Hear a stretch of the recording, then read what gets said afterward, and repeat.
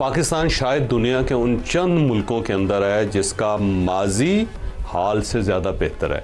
इखलाकियात के लिहाज से, आइनी लिहाज से, माशी लिहाज से और सोसाइटी के लिहाज से हमने बहुत तरक्की की, इसमें कोई शक नहीं।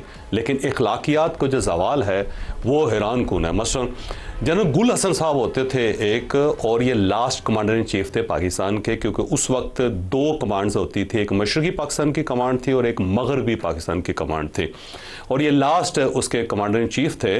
और उसके बाद ज़ाहिर है फिर ये चले गए और इनका टन्योर ख़त्म हो गया या फिर इनको फ़ारग कर दिया गया। तो आखिर में मेरी इनके साथ मुलाकातें बहुत ज़्यादा होती थी। तो आल्ट्री मेस था यहाँ पर रावलपिंडी के अंदर, स्टार साहब ये वहाँ पे रहते थे। बड़ी दिलचस्प बात ये है कि आर्मी चीफ थे ये पाकिस्तान के, ये मेस के अंदर रहते थे, दो कमरे थे इनके पास। एक के अंदर किताबें होती थी, दूसरे के अंदर ये लोगों से मिलते थे या इनका बेड लगा हुआ था वहाँ पे। और आखिर में इनके पास जब ये फोत हुए तो अपने ड्राइवर के पास ये 2500 रुपये रख गए थे और उसी से उनकी तदफीन हुई। और इनका जो जनाजा था वो भी आल्ट्री मेस के अंदर हुआ। और इनकी जो गाड़ी बलिनो गाड़ी थी 3 लाख रुपए में फ़रोख्त हुई, उसमें से आधे पैसे इनके बेटे को भेज दिए जो ऑस्ट्रियन वाइफ से था, और जो बाकी 1.5 लाख रुपए बचा उसमें से आधे पैसे ड्राइवर को दे दिए और आधे ईदी फाउंडेशन को दे दिए गए।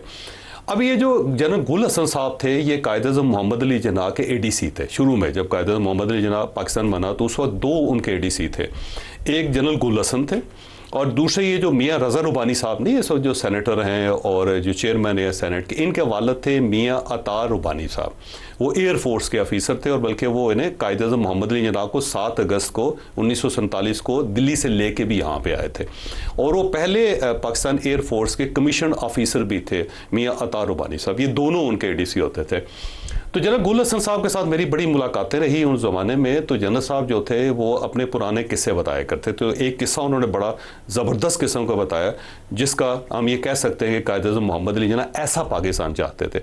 वो कहते थे जी रोज़ाना कायद-ए-आज़म मोहम्मद अली जिन्ना शाम के वक्त वॉक किया करते थे मोहतरमा फातिमा जिन्ना के साथ। तो हम लोग वहाँ से जो आजकल गवर्नर हाउस है वहाँ से निकलते थे, उस वक्त गवर्नर जनरल हाउस था, तो मलीर की तरफ हम जाते होते थे। उन्होंने कहा जी एक उनके पास गाड़ी होती थी, एक उनके साथ गाड़ी होती थी सिक्योरिटी की, जिसका जो इंचार्ज था वो डीएसपी था और वो भी पारसी था।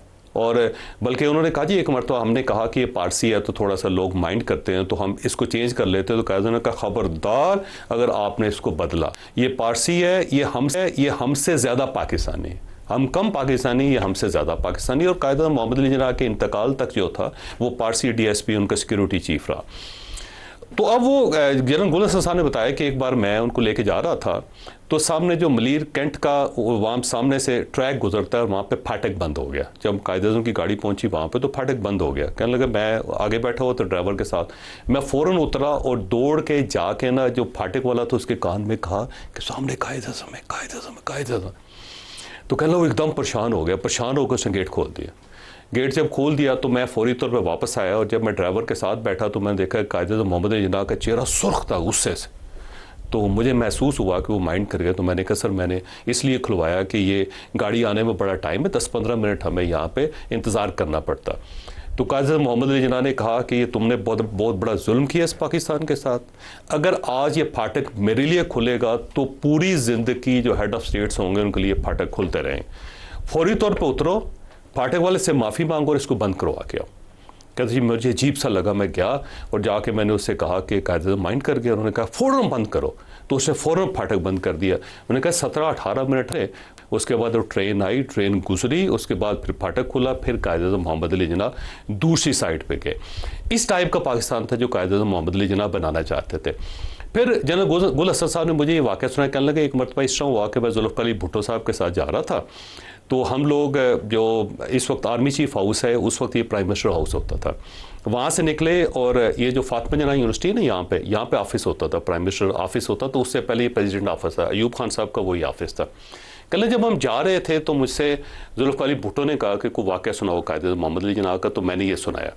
जब मैंने सुनाया तो उस वक्त एन जो प्राइम मिनिस्टर साहब की गाड़ी थी वो रेड सिग्नल के ऊपर से गुजर रही थी। यानी रेड सिग्नल जो थे प्राइम मिनिस्टर के लिए खुले हुए थे और बाकी सारी ट्रैफिक ब्लॉक हुई हुई थी, बंद हुई हुई थी।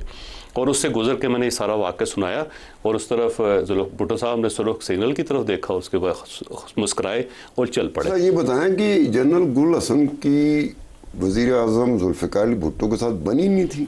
नहीं, उन्होंने उनको फारग कर दिया था जनरल गुल हसन को, और बल्कि उनके साथ एयर चीफ भी थे, दोनों को फारग करके उनको एम्बेसडर बना के उनकी आपस में मसला था। लेकिन कायदे-ए-आज़म मोहम्मद अली जिन्ना के ऊपर बात करना चाह रहा हूँ, अगर आप इजाज़त दें तो मैं ये मुकम्मल कर लेता हूँ।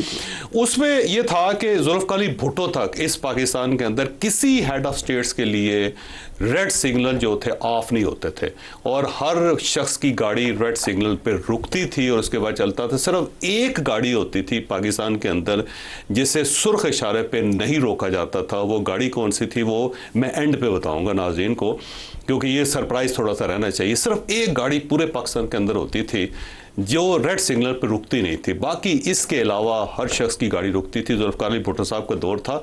उसके बाद ये रवाज बन गया कि जो हेड ऑफ स्टेट्स होगा, या अब तो मिनिस्टर्स भी होते हैं, अब तो मेयर भी होते हैं, उनके लिए भी सारे सिग्नल जो बंद कर दिए जाते हैं और उनकी गाड़ियाँ शां करके गुजरती रहती हैं। तो ये ट्रेजेडी है पाकिस्तान की कि हम माजी में जाते जाते हैं तो अच्छा पाकिस्तान आपको मिलता है जिसके अंदर इखलाकियात है, रवायात है, कानून है। अपना एक साहब बता रहे थे ना कि फैसले नहीं सही होते हैं, तो अब तो उस जहाँ फैसले होते हैं जिसकी लोग उम्मीद करते हैं, तो जो फैसले करने वाले होते हैं उनके लिए भी वही चीज़ आ गई है। हाँ, अब वो भी चाहते हैं कि जनाब कोई सिग्नल ना हो, सिग्नल फ्री रूट हो, और अगर दूसरी तरफ से मुखालिफ सिमत से आने वाले लोगों को रोक भी दिया जाए हमें कोई इतराज़ नहीं होगा। यहाँ पे लोगों के बच्चे पैदा होते हैं, गाड़ियों के अंदर पैदा होते रहे, मरीज मर जाते हैं इस तरह। इतनी सिक्योरिटी के नाम पे जो प्रोटोकॉल दिया जाता है पाकिस्तान के अंदर, कायदे मोहम्मद अली जिन्ना अगर जिंदा होते तो देख के मुझे लगता है उनको बहुत अफसोस होता कि ये मैं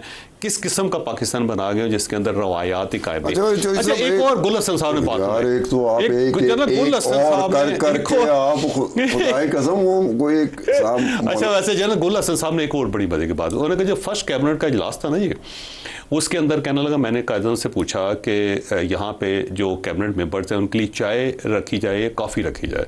तो कायदे मोहम्मद अली जिन्ना ने कहा क्या चाय और कॉफ़ी का क्या मतलब, क्या ये लोग घर से चाय और कॉफ़ी नहीं पी के आएंगे, या इनके घर ये बंदोबस्त नहीं है कि ये आके यहाँ कैबिनेट के इजलास में पिएंगे। तो मैंने कहा जी वो रवायत है। उसने कहा ये अजीब सी रवायत है कि सरकारी ख़जाने से आपने चाय पीनी, सरकारी ख़जाने से आपने कॉफ़ी पीनी है, सरकारी ख़जाने से आपने खाना खाना है, तो ये तो रवायत नाकाबिले बर्दाश्त है। मेरे पाकिस्तान के अंदर ये नहीं होगा। लेकिन आज उसी कायदे के पाकिस्तान के अंदर प्राइम मिनिस्टर हाउस का बजट देख लें, प्रेसिडेंट हाउस का बजट देख लें, चीफ मिनिस्टर हाउसेस के बजट देख लें, हर सरकारी दफ्तर का एक इंटरटेनमेंट बजट है और उसके अंदर ना सिर्फ खाने खाए जाते हैं, चाय पी जाती है, कॉफ़ी पी जाती है, उस पर ट्रैवल किया जाता है, उसकी गाड़ियों के खर्चे देख लें।